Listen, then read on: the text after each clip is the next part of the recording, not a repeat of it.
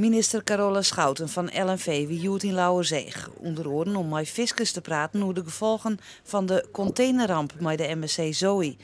De minister wil zien hoe ze mij helpen kan om bijgelijks procedures vlugger verinnen te litten.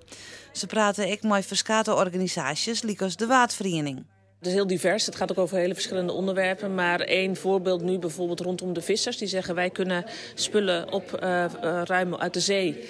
Hebben daar wel een ontheffing voor nodig. Dat moet ook met het oog op de veiligheid. Dat is ook belangrijk. We kunnen niet zomaar in onveilige situaties terechtkomen. Maar daar moeten dan wel goede plannen aan de grondslag liggen. Nou, dat is nog wel wat bureaucratie. En wij willen ook kijken of we dat nu ook versneld kunnen gaan doen. Ik denk dat dat ook wel mogelijk is. En ik heb ook gezegd hier, als er nog zaken zijn waar jullie tegenaan lopen, laat het me dan weten. Dat kunnen we wat sneller ook gaan schakelen om te kijken hoe we dat oplossen. De Waardvereniging pleit het voor het aanpakken van de skeer op lange termijn. Wij zitten maar een heel aantal oren te overwegen. Toch een claim voor de natuurschade te doen.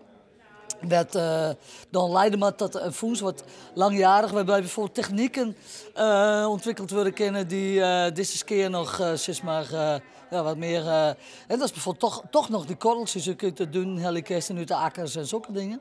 Of technieken om bijvoorbeeld de zeebijem toch nog skinner te krijgen. De natuur is eigenlijk onderbelicht in geheel en op lange termijn is dat wel belangrijk. De Waardvereniging wil een noordelijker vaarroute voor containerskippen en betere coördinatie van de help naar zulke soorten van rampen. Dat loopt ook niet altijd soepel, weet ik. En ook daar geldt waar dan echt de praktische problemen ontstaan.